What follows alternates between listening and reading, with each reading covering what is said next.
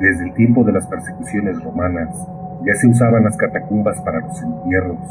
ya como sinónimo de veneración, de honra a ese cuerpo, templo del Espíritu Santo, imitador de Cristo en el martirio y prenda de resurrección futura.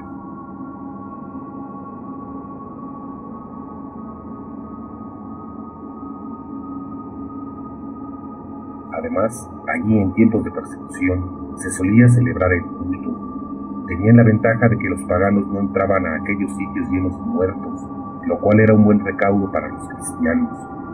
La costumbre vigente todavía de poner reliquias de mártires hoy de cualquier santo en los altares viene de ese recuerdo de celebrar la misa sobre los sepulcros martiriales.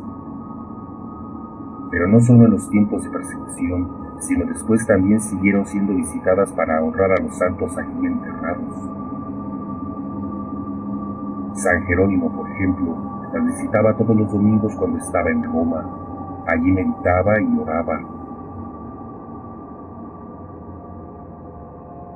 También San Paulino de Nola narra cómo vio el cuerpo de San Hipólito en el cementerio de Santa Ciríaca y que de allí se decía la misa y se besaba el sepulcro, especialmente cuando se recordaba el dies natalis, o sea, el día de nacimiento para el cielo del santo en cuestión. Está claro que esto era para los más conocidos o identificados, porque de muchos no se sabía nada. El mismo San Paulino cuenta cómo vio una fosa con más de 60 cuerpos, de los que nadie sabía nombres ni tipos de martirio.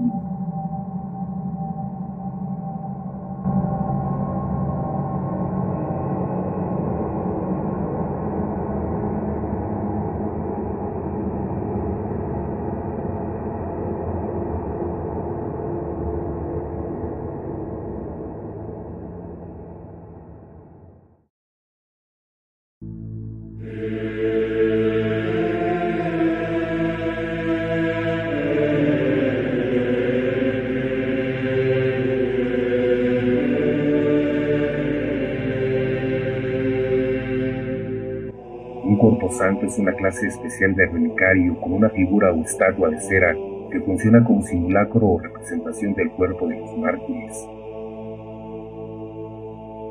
Estas figuras, tanto santos como santas, son representados en posiciones que asemejan estar durmiendo o descansando, pero que en realidad expresan el somnium pes, sueño de la paz, es decir, la muerte, por la que los mártires se han unido a la gloria de Cristo.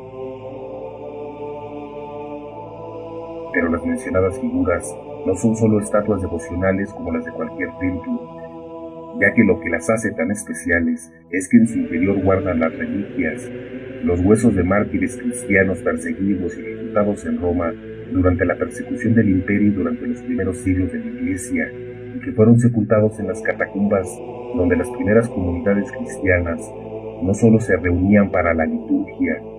sino que también acudían para visitar y orar ante las tumbas de aquellos que les habían precedido en la fe y de manera particular venerar la memoria de los mártires. De esta devoción y cercanía a los mártires en la Iglesia primitiva es que se desarrollaría toda la devoción a los santos como la conocemos hoy en día, ya que al principio solo se recordaba y veneraba la memoria de aquellos cristianos que habían sido martirizados. A medida que fueron pasando los años, la persecución fue disminuyendo y cristianos dignos de admiración morían de manera natural y no ejecutados por odio o rechazo a su fe, así que se empiezan a agregar nombres de santos no mártires a la lista oficial de la Iglesia, lista que se ha venido extendiendo hasta nuestros días. Con todo esto, la devoción a los mártires siempre fue fuerte y continua, por lo que hacia el siglo X, pero más frecuentemente desde el siglo XVI hasta el siglo XIX, muchos cuerpos de mártires antiguos fueron exhumados de las catacumbas y expuestos a la veneración en varias iglesias. Para identificar de manera precisa los restos de los mártires, se buscaba que en las lápidas de las catacumbas se encontrara alguna señal o símbolo relacionado con el martirio, como una palma, símbolo de la victoria, y dentro de la tumba, junto a los huesos del mártir, un vas sanguinis, que era una especie de vaso o ampolla de cristal donde se había recogido la sangre del mártir, ya fuera tierra empapada en sangre o ropa ensangrentada. Estos dos signos eran suficientes para comprobar la muerte violenta y además el sacrificio de la vida en defensa de la fe cristiana, y con esto podrían ser extraídos y llevados a un templo para ser venerados.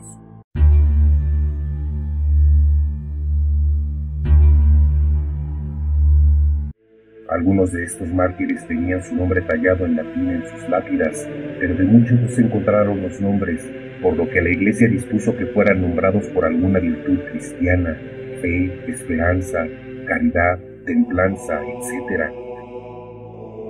Los esqueletos de estos mártires se disponían según el lugar y devoción de cada lugar. Por ejemplo, al norte de Europa, en especial Alemania,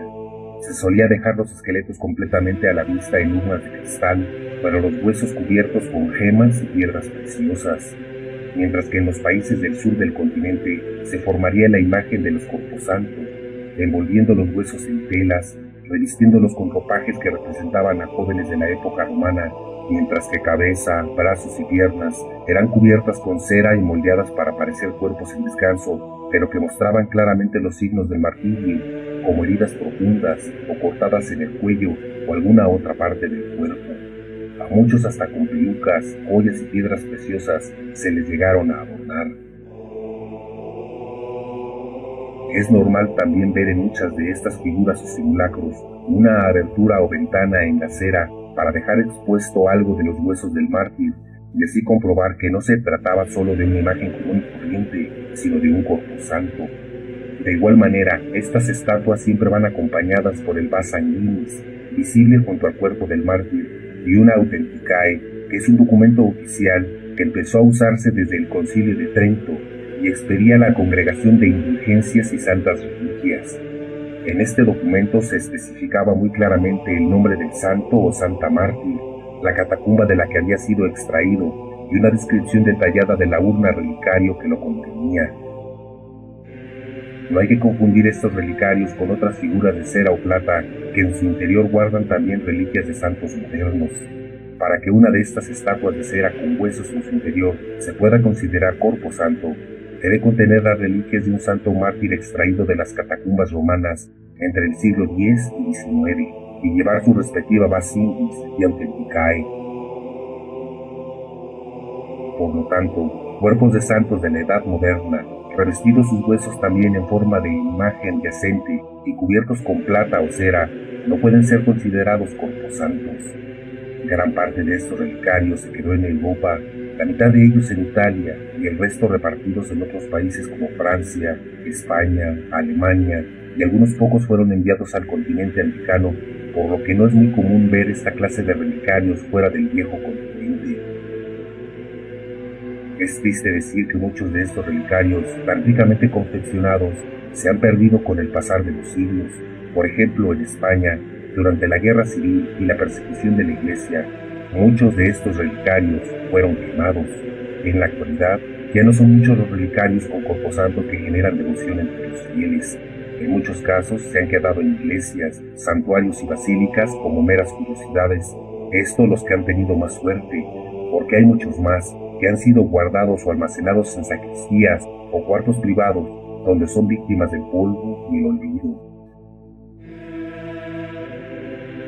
Finalmente, cabe señalar que estos santos mártires en las urnas, cubiertos de cera, no contaban con una fiesta o memoria litúrgica propia, inscrita en el calendario universal, y solo eran venerados en los templos, donde se encontraban uno de estos relicarios.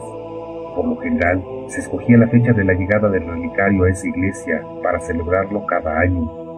Aún así, la iglesia nunca ha querido olvidarlos, y para celebrar la memoria de todos estos mártires con nombres e historias desconocidas, se ha propuesto el 30 de junio, memoria de los santos protomártires de la iglesia romana, y el 1 de noviembre, día en que se recuerda a todos aquellos que ya hacen parte de la Jerusalén celeste y gozan en la presencia del Señor.